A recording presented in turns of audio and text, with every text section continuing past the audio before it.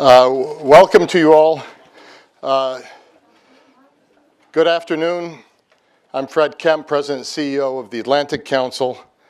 On behalf of the Council, I'm pleased to welcome you to our discussion today on Georgia's Euro-Atlantic future with Prime Minister of Georgia, Irakli Ravishvili. The Prime Minister is so welcome here today at the Atlantic Council, but not only am I saying this, you can see by the crowd and by the people trying to get in the door still to get the available seats that you're not only a very welcome guest in Washington, but you're also a guest that people are very eager to listen to.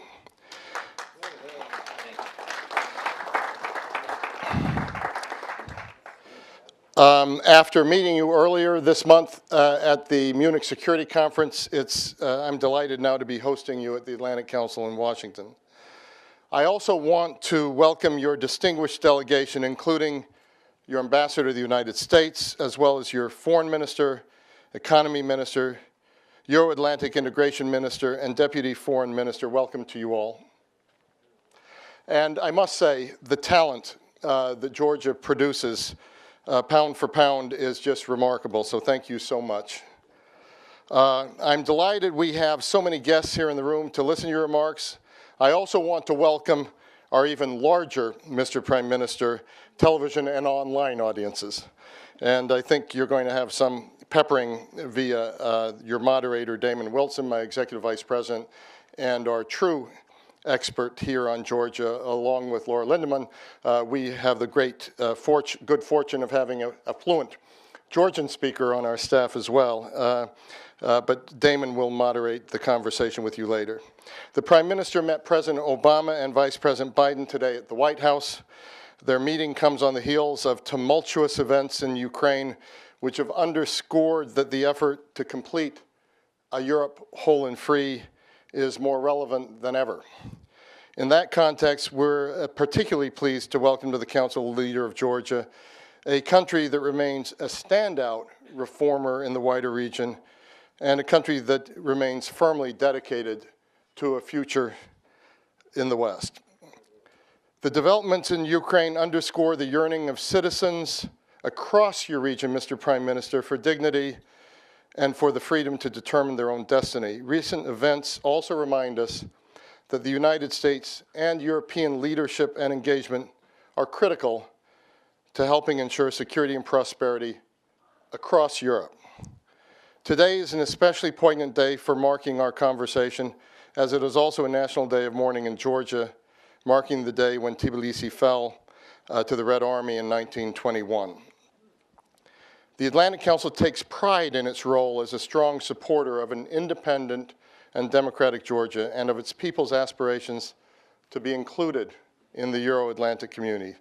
So we're very pleased to host this event today. Before the Prime Minister shares his thoughts with us, I'm honored to turn the podium over to a remarkable public servant and a great friend of the Atlantic Council, Senator Chris Murphy, to introduce the Georgian Prime Minister. Senator Murphy serves on the Foreign Relations Committee and chairs its subcommittee on Europe. He's been closely involved in monitoring and shaping policy in the region. In fact, the senator has assumed a leadership role on these issues in Congress, having hosted with much foresight a Senate hearing last fall on the Eastern Partnership in advance of the European Union's Vilnius Summit, where Georgia initialed and Ukraine abandoned an association agreement with the EU. He also recently traveled to Ukraine at a crucially important time, I believe, in signaling American support for the people of the Maidan, who we will be recognizing at our Freedom Awards in June at the Wrocław Global Forum in Poland. We will be recognizing the people of Maidan there. And Senator Murphy is only getting started in the Senate, so we're looking forward to the role that he will play for many years ahead. So Senator, thank you for your leadership on these issues, and thank you for joining us to introduce the Prime Minister. Let me just let those in the audience know this is a very important thing for people in my position to say at this time in history. Spread the message by tweeting using the hashtag hashtag ACGeorgia. So, Senator, the floor is yours. Well, thank you very much, Fred. You are right that this is a testament to this wonderful leader to have an overflow crowd here today and potentially thousands more watching online and on television. I want to extend my thanks as well to Damon and Fran and the whole Atlantic Council community for inviting me here to participate in this event and having really the honor of introducing the Prime Minister, who I've gotten to know over the course of the past several months. When Senator Johnson and I held that subcommittee hearing on the Eastern Partnership Initiative back in November, almost no one could have imagined what has transpired over the last few weeks and last few months in Ukraine. The Georgian people, probably more so than many of us here in the United States, understand what is driving and what has driven those protesters to come out day after day in the snow and cold, why they risked getting arrested or getting beaten up, and why some of them ultimately gave their lives. Over the last few weeks, Ukrainian flags have been displayed in the Georgian parliament in a sign of solidarity. And sadly, in fact, 2 Georgians died on the Maidan. Georgians, too, have made great sacrifices for their independence and for their sovereignty. But in Georgia, we also see what is possible when people take control of their own future. We've recently seen 2 peaceful transitions of power following free and fair elections, a maturing democracy, a growing foreign policy agenda, a professional military and police force, a healthy economy, and a continued commitment to the reform agenda. Georgia has also been an invaluable partner of the NATO alliance. Secretary General Rasmussen recently reiterated that Georgia has moved much closer to NATO and that the alliance stands by its commitment made at the Bucharest summit, something that many of us in the Senate support as well. We're, of course, here today to discuss this remarkable progress and the challenges that still lay ahead with the new Prime Minister of Georgia, Irakli Rashbashvili. I had the honor of meeting the Prime Minister in Munich last month, and I'm thrilled to be able to introduce him to all of you today. Prime Minister is a co-founder of the Georgian Dream Coalition, previously served as Georgia's Interior Minister. In this post, he instituted a number of important reforms, including ending the abuse against many detainees, destroying extrajudicial surveillance recordings, and prohibiting the surveillance of government critics. He closed 2 controversial police agencies and introduced skills and performance-based testing of ministry officials. Since becoming Prime Minister in November of 2013, the Prime Minister has shown that he is deeply committed to Georgia's democracy and, importantly, to Euro-Atlantic integration, a subject that I know he and Damon will cover here. He may be young, but he is very experienced. Under his leadership, I'm sure that Georgia will continue to be a strong partner and a democratic ally of the United States. And I promise him, as we did today at a meeting that we had on the Foreign Relations Committee, that the United States will continue to stand by Georgia as a true friend and support the Georgian people in every way possible as they pursue their goals, including signing an association agreement and comprehensive free trade agreement with the European Union this summer. And on a personal note, I can also promise him, having had the similar experience as the youngest member of the United States Senate, that eventually people will stop mistaking you for a staffer. I will now turn the stage over to my good friend and our guest here today at the Atlantic Council, Georgia's Prime Minister. Welcome.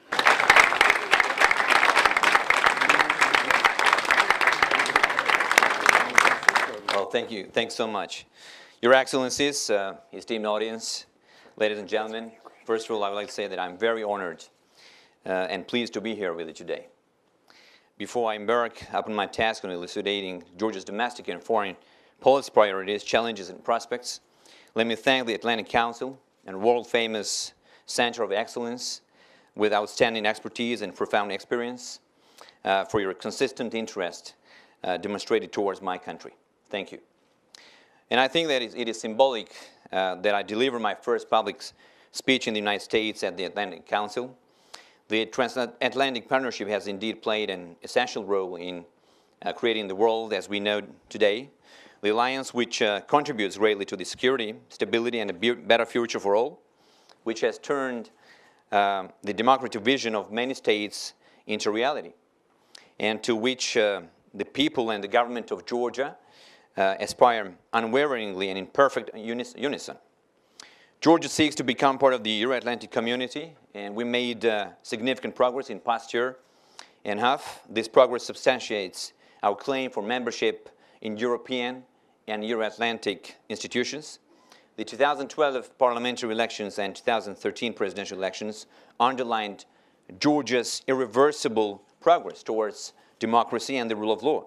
And as we completed a peaceful and orderly transfer of power and successfully managed the process of cohabitation between old and new authorities, the government spares no effort to continue the democratic consolidation of the country, quite an arduous but equally honorable task entrusted by the people of Georgia. We understand all too well that democracy is an unending living process, one that requires constant monitoring and mending, and we appreciate that wise counseling of our friends and partners in this regard. The major directions of democratic consolidation speak for the breadth and width of the recent changes in our country.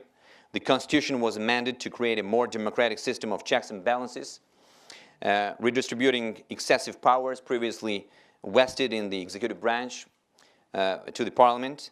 We also eradicated the malicious practice of elite corruption, money laundering, and governmental pressure on business. Substantial reforms were implemented in the justice sector to ensure the independence of courts. Owing to these efforts, the courts are gradually regaining the lost trust among the Georgian public. And we understand all too well that independent judiciary is the cornerstone of every democracy, and therefore we made every effort to ensure judicial reform was the most consistent and rigorous of all reforms undertaken by the government of Georgia. Georgia made significant steps toward improving human rights situation in the country, including the minority rights. And Georgian media is as free from political pressure as in any other democracy, I can proudly say. We're also doing our best to improve the economy through inclusive growth, and especially through improving the business climate of Georgia. We have already attained substantial results, as currently Georgia is known as a country where doing business is very easy, where companies freely operate in a competitive environment and have strong guarantees of property rights. The government is finalizing work on the 2020 strategy, it's called 2020, for social economic development to ensure a long-term sustainable and inclusive economic growth, especially against the background of the World Bank forecast that Georgia's economy is expected to grow by approximately 6% in 2014. Georgia's economic dynamics would enable us to become the regional hub. And that is my vision, that Georgia has a potential to really become a regional hub for business and investment activities, and moving beyond the current role of energy transit corridor between Europe and Central Asia. And I should emphasize that in the context of its regional settings, Georgia has made a significant geopolitical breakthrough. We managed to consolidate our statehood without sacrificing either our democratic principles or political stability or economic growth. And by successfully initially in the association agreement with the European Union, Georgia gained a higher international standing as a credible partner for our strategic allies, the United States and the European Union. The mentioned association agreement included a free trade area, opened a new chapter in our relations with the European Union. We consider the agreement to be signed in the next few months as a master plan for the Europeanization of our country. Ever deepening relations with the European Union are not the only proof of Georgia's growing international reputation. By becoming producer rather than consumer of security in various international missions, including Afghanistan, Georgia demonstrated its readiness and commitment toward principles and values that created and then upheld the Euro-Atlantic community of nations. Needless to say that for Georgians, the United States represents the leader of this community and the entire free world. Since regaining of our independence, the United States has been supporting Georgia's statehood, security, and democracy. We are very grateful for this. The United States is unwavering support for our sovereignty, territorial integrity, democratic aspirations, European and Euro-Atlantic integration, and non-recognition efforts played a vital role in Georgia's recent success. After the 2008 Russia-Georgia war, the U.S. financial support to Georgia continued unabated even during domestic financial constraints, which is duly noted and much appreciated by the Georgian people and by the Georgian government. We look to the United States as our gateway to the North Atlantic Alliance. Our pace of integration with NATO has been as dynamic as ever. We continue advancing toward the membership through the NATO Georgia Commission and the annual national program. The Georgian troops are deployed to the ISAF mission. Despite heavy losses in Afghanistan, support of the Georgian people has not diminished, and we stay fully committed to continue our contribution to the global security. We will stay in Afghanistan throughout the ISAF, and we will take part in a post-ISAF mission as well. Besides, we are ready to contribute to institution building in Afghanistan, including through sharing our experience in this regard. Also, our units are undergoing special training now, and will be available for NATO response force already in 2015 and 2016. And let me also underline once again that we are proud to be among these international security missions. 6 years ago at the NATO summit in Bucharest, the allies decided that Georgia would become a member of NATO. And in Chicago, the alliance underlined the importance of holding free and fair parliamentary and presidential elections in Georgia. The progress already made, it then puts us in a strong position to take next step forward in Georgia's NATO integration. For Georgia, the upcoming NATO summit in UK is the best opportunity to adequately reflect the progress made, in particular when the time has rightly matured for it. It is essential to move forward, and the realistic way to do it is to grant membership action plan to Georgia. We stress on MAP as it is a single integration mechanism providing concrete framework for the implementation of the Bucharest Summit decision that Georgia should become a member of NATO. And by moving to this substantially new level, we are ready to patiently continue a gradual, step-by-step process of comprehensive reforms. We make success story, which is admirable for once and is maybe worrisome for others in the region. With the current dramatic events in Ukraine, it is becoming increasingly obvious that certain foreign pressures play a destructive role in not only regional stability, but also very existence, sovereignty, and territorial integrity of our nations, Georgia, Ukraine, Moldova. We strongly condemn the use of excessive force to subdue free speech, which is completely incompatible with democracy, fundamental human rights, and European values. And we also declare our solidarity with the aspirations of the Ukrainian people to build a European nation, a true European nation.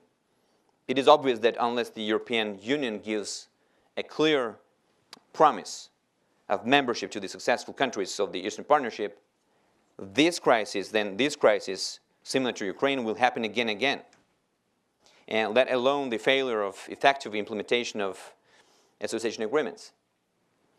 The international community needs to send clearer messages to the large and small countries in the region.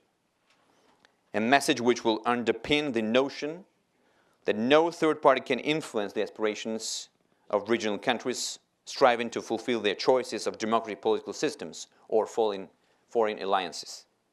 And at this very important historical stage for not only Georgia, but also our entire region, the West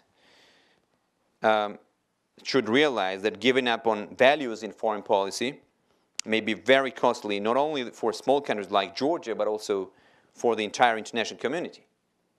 We hope that Georgia will get its fair share of support and appreciation for the progress it made despite harsh foreign pressures. Sochi Olympic Games, I want to say a few words about this. Games are over, and we expect that Russia may increase political pressure on Georgia before signing the association agreement with the European Union. And in this context, we would highly appreciate the US administration, Congress, think tanks, as well as the NGO and media community supported us through proper and constant messaging to Russia, upholding the European choice of Georgia as a sovereign right enshrined in the OSCE Helsinki Final Act and its European integration process. Georgia's new government has made various goodwill gestures toward Russia since we came into power in 2012 after the parliamentary elections. We recently reiterated the pledge made by the previous government in 2012 not to use force in pursuing the process of Georgia's deoccupation. Georgia had introduced the visa-free regime for the citizens of Russia and agreed to Russia's accession to World Trade Organization. We also decided not to boycott the Sochi Olympic Games. Instead, we offered Russians cooperation on security matters related to the Olympic Games. And we also appointed a special representative for relations with Russia to create a channel of direct communication with Moscow, dealing with the cultural, humanitarian, economic, and trade issues. So I would say that some positive signs of improving the relations are already obvious. The Russian market has become accessible for Georgian wine and agricultural products. Transportation links has restored. Issuing visas for Georgian citizens has become easier. But meantime, however, fundamental disagreements persist. Russia continues, unfortunately, provocations alongside the occupation line in the Tskhin Valley region and Abkhazia region, including installation of barbed wire fences and embankments. And these physical obstacles violate the fundamental human rights of the local citizens, local population, such as access to schools, cultivated land plots, water irrigation systems, and so on. And they also infringe on Georgia's sovereignty and territorial integrity. This is just part of Russia's overarching goal of pressuring Georgia, like a number of other Eastern European states, to refrain from European aspirations. Consolidated international support is the only instrument to counter Russian provocations. Georgia appreciates the United States' steadfast position with regard to Russia's destabilizing policy and the prompt public condemnation of the installation of barbed wire fences and other artificial obstacles by the Russian occupation forces along the occupation line in the Tskhin Valley and Abkhazia region. And we count on further in undiminished level of support of our friends and partners in these matters. On our side, the government of Georgia will do everything within our reach to withstand possible foreign coercion, and we simply are not going to compromise our European future, because this is our choice. This is the choice of our government, which is backed by the will of Georgian people. And I can also tell you that we made public opinion surveys which proves that over 85% of the Georgian population supports the country's European integration. Therefore, this process has already become irreversible. And we're calling for your support, and not because we are internally divided or unsure of our aspirations. Rather, we call on our Western friends to help us to withstand foreign pressures that threaten to reverse the gains that free world made in our region since the dissolution of the Soviet Empire. Today is the 25th of February. 93 years ago, the Red Army invaded Tbilisi, our capital, and terminated the independent statehood of Democratic Republic of Georgia, reversing the course of history for Georgian people for 70 years. And it is important to make sure that such historic tragedies do not repeat themselves in the 21st century. In conclusion, let me also allow to express confidence that with our strong will and with the support of close cooperation of our friends and partners, we will proceed resolutely with reforms at home, make Georgia's advancement towards European and Euro-Atlantic future irreversible, and further reinforce our strategic bonds with the United States. Once again, thank you for your continued interest and attention, and I'm happy to answer your questions. Thank you. Thank you. Mr. Prime Minister, thank you so much for that remarkably powerful address. I think you provided a real sense of clarity on your priorities and on the challenges and opportunities facing your questions. We have some time now for a little bit of a conversation. I want to pick up on some themes that you raised and then bring in the audience a bit. First of all, let me echo Fred's welcome to you and to your delegation that's here. The Atlantic Council does have a history of putting a spotlight on Georgia, and we've done that because we've been delighted to host you, your ministers, and many of their predecessors. And we've done that because we believe that Georgia plays a unique role in really understanding whether this bipartisan vision that has happened here in the United States that stands behind a Europe whole and free, where that really is going. And Georgia's at the crux of that as the future unfolds on this. It's also because, as you pointed out, I think you mentioned 80% support across the population. When you talk to Georgians, you differ on many issues, there are political differences across the spectrum, but there's a dramatic sense of unity on where your future lies among your people, and I think that's a powerful statement. For our guests following this, we just heard a crystal clear message from the Prime Minister about your aspiration for a membership action plan at NATO, for pursuing this European agreement. I think, as you put it, the master plan for Europeanization of Georgian society, and calling on the European Union to actually offer the perspective of candidacy, the perspective of membership for those that succeed with their reforms. Clear messages on the international community sending messages to small and large countries about the ability to determine their own future. This is some rich material. Let me turn a little bit to your visit to Washington, your meetings that you've had today with President Obama, Vice President Biden, the Strategic Partnership Council with Secretary of State Kerry, as well as your meetings on the Hill with members of Congress. We can't pry into their private conversations, but help us understand what's been at the top of your agenda here in Washington.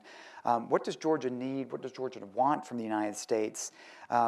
You were specific about concerns about potential Russian pressure and what the international community can do to help you withstand these. You've been clear about your aspirations for NATO. So tell us a little bit about what you've been hoping to get out of your visit to Washington. Well, thank you. First of all, thank you very much for giving me this opportunity to give a speech at the Atlantic Council. It's a pleasure. You mentioned my meeting with the President, with the Vice President. First of all, I would like to say that it was a big honor for me to have this opportunity to meet with your President and with your Vice President. We discussed many interesting subjects during our meeting. And I got the very clear message from the President that we, the Georgian government and Georgia, our country, has a continuous support, a very strong support from the White House and from the administration. And I was really happy to hear that personally from the President. For us, for Georgians, the United States is our number one ally and our number one strategic partner. Georgians really love this country, and we love this nation, and we want to strengthen this friendship and relationship. And I came here to reaffirm the existing close ties with the United States. That's my main message. I really want to elevate the existing friendship and relationship to another level. And I think we have this unique chance to prove that we, the young democracy, we're growing. We already proved that we're moving forward, and we want to move forward, and we're forward-looking government. And you mentioned our parliamentary and presidential elections. I think it puts Georgia is in a very privileged position because the parliamentary and presidential elections were really unprecedented in the region. Not only in the country, but also in the region.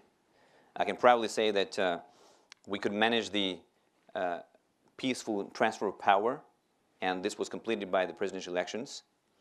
And we also could manage the cohabitation process, which was really difficult for us because we've never experienced it before. And I think Georgian democracy proved that it's already a mature democracy, and we can give example to other states in the region. By initialing the association agreement, as I mentioned in my speech, we made Georgia's European integration irreversible. And when I say irreversible, I'm confident because I know that people are behind us. I told you that 85% of the Georgian population supports the country's European integration process. And it gives us more energy, more power, and it encourages us to move forward. And we made it very clear that nothing will take us back to the past. We want to transform our country into a real democracy, into a real European, democratic, stable, and reliable state. Therefore, I think it is extremely important to be able to have this meeting with your president, with your vice president, and generally to have this trip. And I think this trip is already a great success. Mr. Prime Minister, let me pick up on another reason why your visit's taken on significance in Washington and what's happening in the region, as you said, in Ukraine in particular. It's interesting, we have Ambassador Norland with us today. It's very clear that the administration has made an effort to reach out to Georgia. You're here this week. The Moldovan Prime Minister will be here shortly. That there's attention, paying attention to the countries in the Eastern Partnership that stepped forward at this summit in November to move forward with the association agreement. That's what triggered many of the protests that have been unfolding dramatically in Ukraine. Remarkable historic developments unfolding while you were even flying here.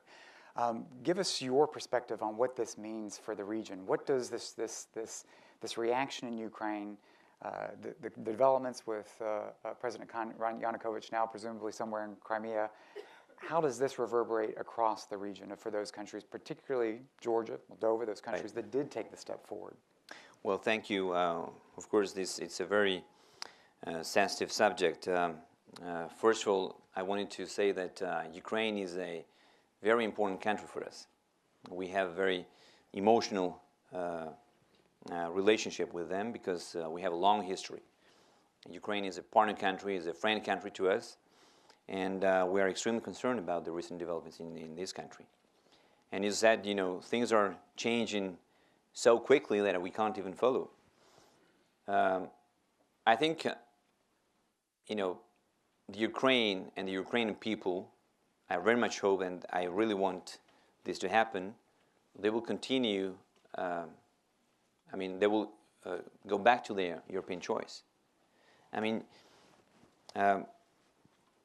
We've seen a lot of, I would say, dramatic developments in this country. Many people died during the manifestations.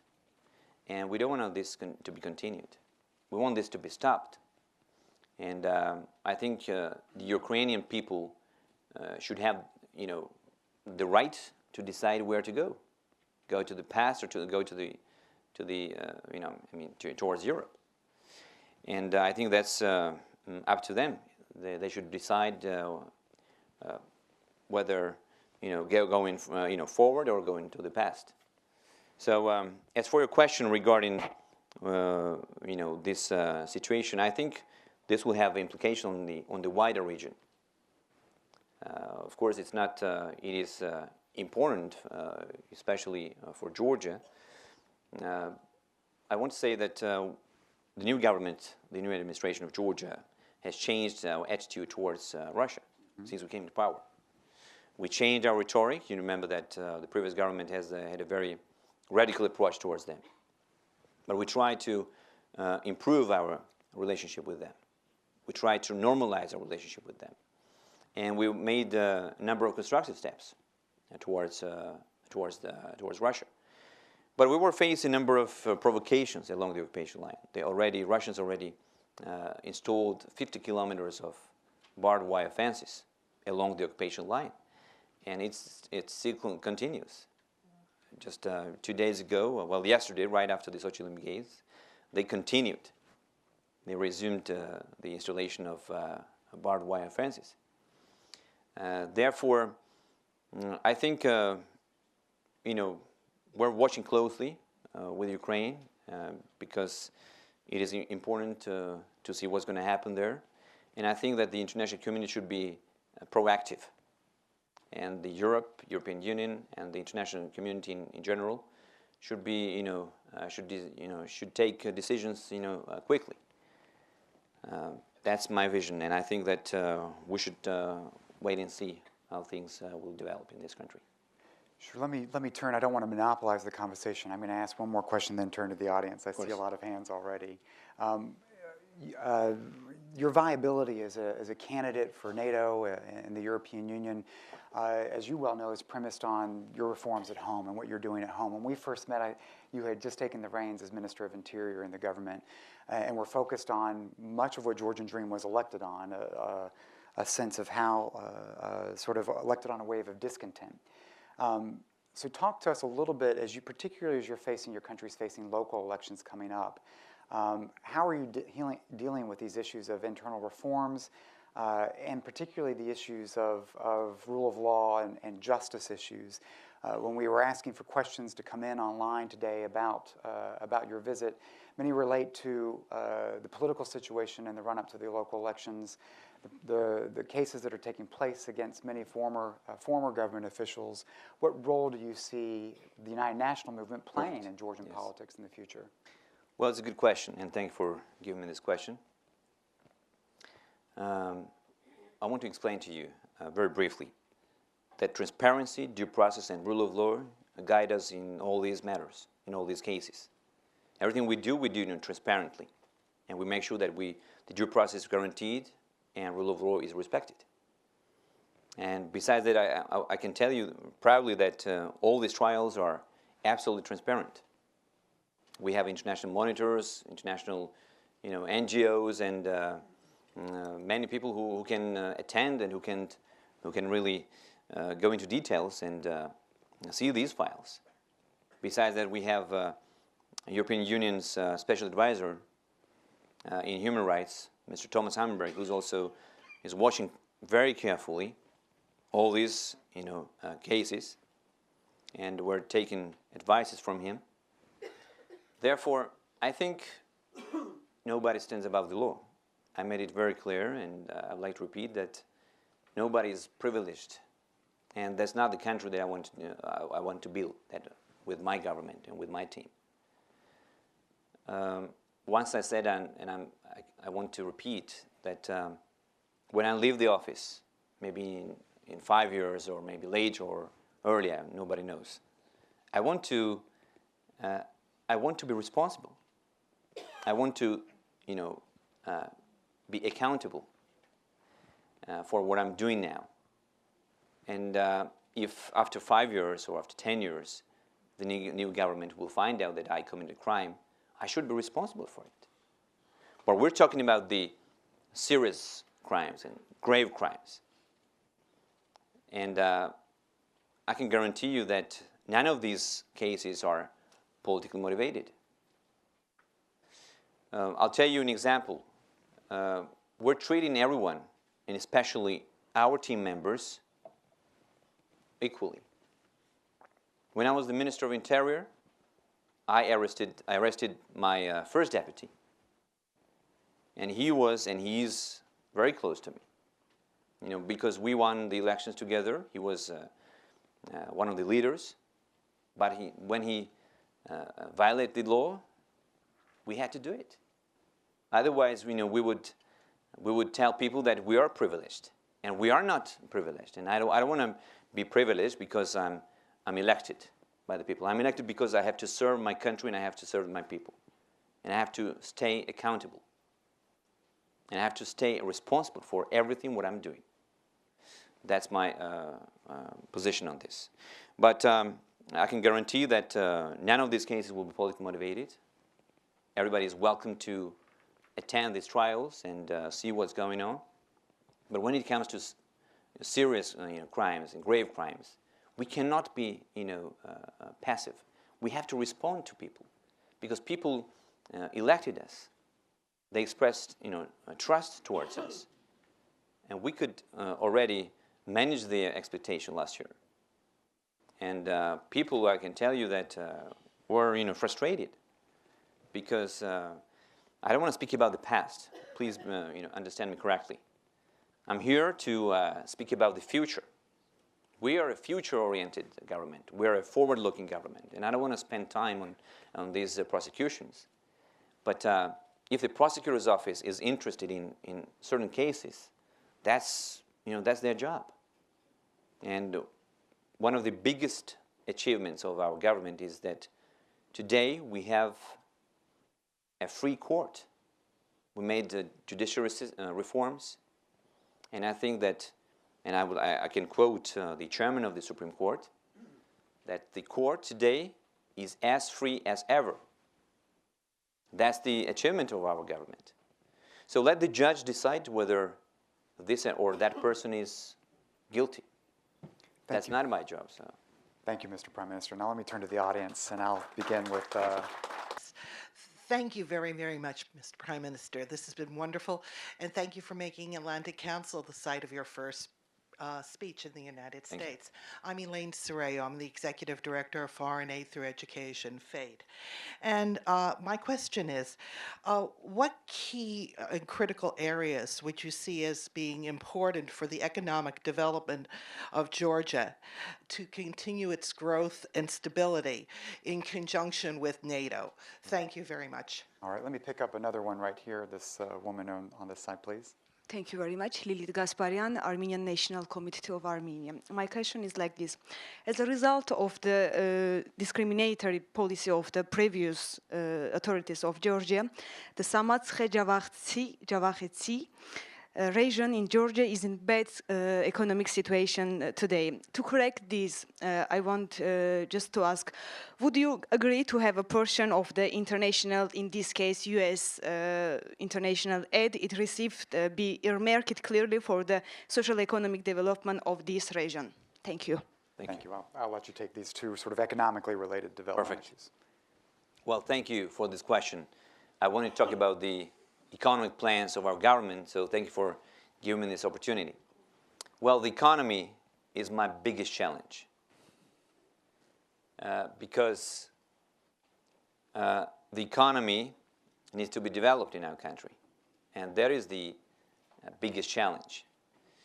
We made structural reforms, and the results are just starting to be felt in our country.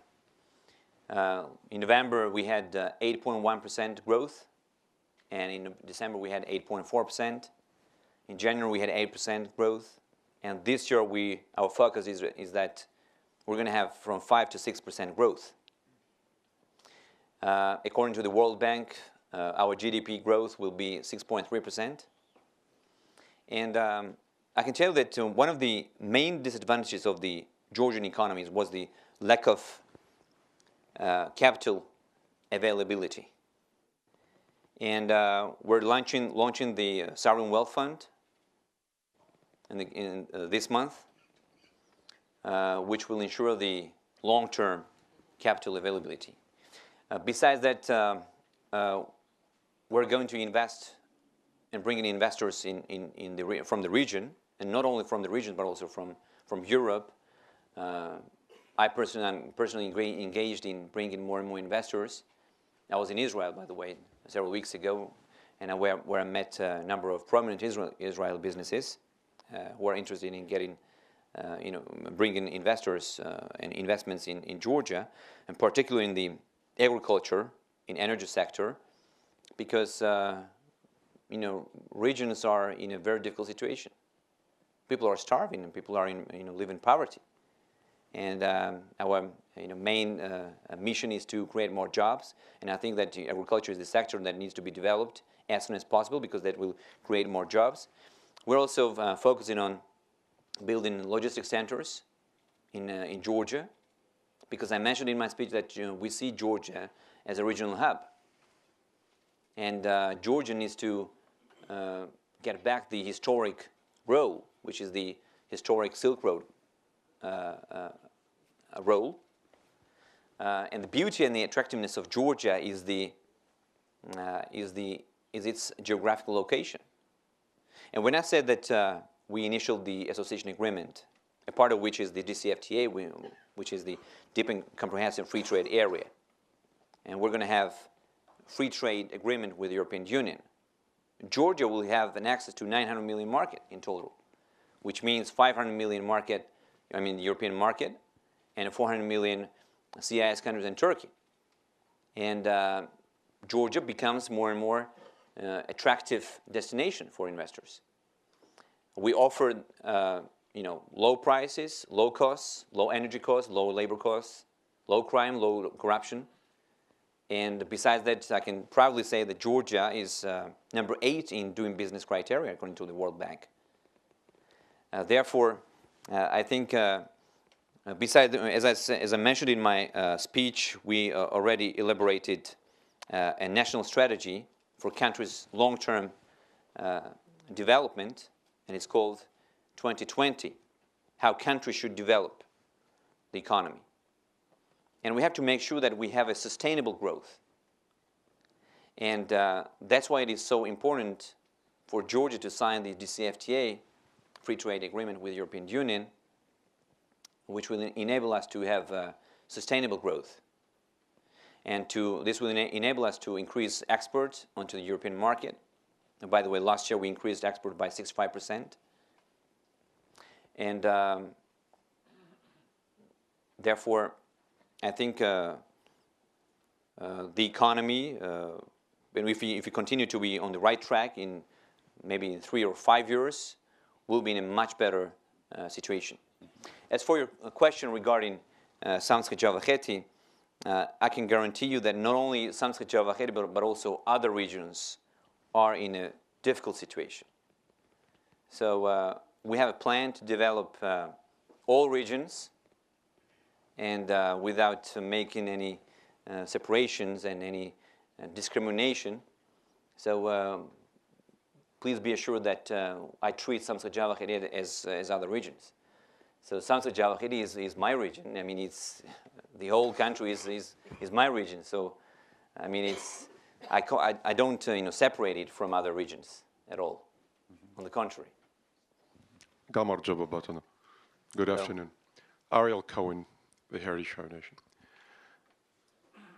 Georgia, as well as Ukraine, are in a difficult situation because of the disagreements, conflicts, and past history with Russia.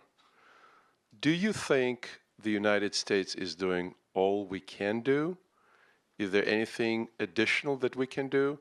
And what is your opinion of our coordination with our European allies of developing a coherent strategy between Washington, Brussels, and European capitals on protecting sovereignty, territorial integrity, and democracy, first in Georgia, and second, in view of what's going on today in Ukraine, Didi Matluba.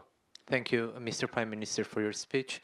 I'm Arsen Kharatsan from Voice of America. I wonder how it feels to be the second youngest leader of the world. Who's the first? This is yeah. Kim Jong-un came later. That's true. Thank you. No comparison there. No comparison whatsoever. You compare favorably. Anyhow, my question is with regards to your meetings with the President Obama today. In 2012, when Mr. Saakashvili visited Washington, Mr. Obama said that there might be a possibility for a free trade agreement between Georgia and the U.S. Has there been a mentioning of a possibility for a free trade agreement, and would that be a positive political move in support of your aspirations with the European agreement? And then quick question about the domestic issues. Your predecessor, Mr. Saakashvili, is in the U.S. and he left the country abruptly. What is he doing here? He's obviously teaching in academia, but is he welcomed back to Georgia? He doesn't seem to have come back. He's a citizen of Georgia, so why not? I mean, he's welcome to come to Georgia. I mean, but that's his choice. He left the country after the presidential elections, but of course he's welcome to come back. And I can't promise that people are missing him, but he can come back.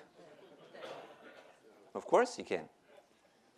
He still has a valid Georgian passport, therefore he can travel without any problems. As for your first question regarding the free trade agreement. Yes, I can tell you that President Obama raised this issue with me, and actually President suggested that we have to strengthen our trade and economic cooperation, and there's a huge gap, so that he encouraged me to speak about this. And by the way, I'm meeting with Mr. Froman in 2 days, and we're going to discuss these possibilities. So yes, it is on our top priorities list. As for the, I think there was another question. Question about Yes. Russia's pressure and Well, I think US, our friend country, United States, is doing everything in order to protect the interests of our country. And I think, and we're extremely grateful for the United States for its long and continued support. We very much appreciate the U.S. support for Georgia. So as for the, I don't want to, you mentioned Europe, right? You mentioned about how if Europe is coordination between coordination the United States between, and Europe on policy with Georgia. Yes. Well, I think Europe became more proactive, especially last month after Ukraine, after the crisis in Ukraine. I wish things, well, I don't want to, I don't want to speak about others. I'd rather concentrate on Georgia. But I think Europe and the United States are doing their best in order to support Georgia and other democratic states. Thank you so much for being here today. It's an honor to be in the same room with Thank you. On my first trip to Georgia several years ago, I immediately fell in love with the people, with Thank the you. culture, with the food, with the wine. Appreciate it. Thank you. And you may know the expression in the United States, we love New York. I came away with a clear idea for a tourism slogan for Georgia, which is, who knew? It's a very well-kept secret in the United States. And as I think tourism breeds familiarity and paves the way for good business relations, I wonder what plans you have for further promoting tourism in Georgia. Thanks so much. Timur Basilia, former Deputy Prime Minister of Georgia. Wow, you see? We have former Mr. Prime Minister, government welcome to officials. Washington, D.C. When your government came to power, Georgian people in particularly, those who were being politically persecuted by the previous regime, we are full of optimism that these people would be able to obtain justice. You may know that a number of individuals and their families who experienced politically motivated persecution immigrated in the United States and thankfully found a new home in this great country. While there are many challenges facing Georgia, one of the most important one is to fix the mistakes of the previous regime and to give victims of persecution a chance to rebuild their lives. There have been talks about different ways to address these issues. And my question is, what is the time frame and mechanism what will be put in place for those individuals to obtain justice? Thank you very much. All right, let's close out with these two final questions, Mr. Prime Minister, and then I'll add a word. Great. Well, your first question regarding tourism, I forgot to mention that, and thank you for raising this. Tourism is another top priority for us. When speaking about the economy and developing our economy, it's a part of this. By the way, last year, tourism was and the number of tourists reached a record number. I think tourism increased by 25%. And this year we're going to develop new hotels. We're launching new projects, and we're going to build 3, 4, and 5-star hotels. We're gonna build 3 5-star hotels in the capital. And I think by developing agriculture and other sectors, tourism will be a part of this package. So thank you for mentioning this. It's a great pleasure. Thank you. And now going back to that question, prosecutions, and well, we're extremely concerned I know that many people had to leave the country during the previous regime when they were going after people, and all these, many of these, prosecutions and arrests were politically motivated, unfortunately. Well, I think that we have to study each case individually because I'm not in a position to give you an answer right now. But I think I'll take care of your case, sir, and I'll instruct the relevant bodies to study your case and give you an answer in a short period of time. Well, the restoration of justice was and still is a big challenge of my administration, and I think we're doing our best in order to manage the expectation of people and to give them answers. So we're doing our best in order to regulate this, in order to solve their problems as soon as possible. Mr. Prime Minister, let me just to wrap us up here. We've hit the witching hour, but just you may have said Georgia's a well-hidden secret. It's one of our goals at the Atlantic Council is to ensure that Georgia is not a secret. We put quite a bit of a spotlight and attention on your country for obvious reasons, the importance of what's playing out in the region. On the two issues we've talked about, we've been doing a lot of work on trade and investment, particularly the Transatlantic Trade and Investment Partnership. One of our proposals and one of our ideas has been about how we make a commitment up front that this would be extended to those countries that reach association agreements with the EU, like Georgia, another opportunity for U.S. leadership on this, as well as quite a bit of work on the future path for NATO and NATO enlargement. So we'll be continuing these conversations in the weeks ahead with direct implications for Georgia. But let me thank you on behalf of the Council for coming to the Atlantic Council to give your first speech. You were delighted. We couldn't agree with you more about the symbolism of coming to the Atlantic Council. But I think even more important than the symbolism, thank you for coming here with a clear message, an important message, a pretty powerful message about your country's priorities going forward, your country's unyielding, consistent commitment to joining the Atlantic community. We here at the Atlantic Council, we represent a team, a mission, a group of folks that believe in U.S. leadership and engagement and working with our closest allies and partners. And I think in many respects your speech was a clarion call for that message. So if you could join me in thanking the Prime Minister for coming here to the Atlantic Council and welcoming you to Washington. Appreciate it. Thank you so much. Thank you. Appreciate it. Thank you so much. Thank you. Thank you. Thank you. Thank you. Thank you. Well, great.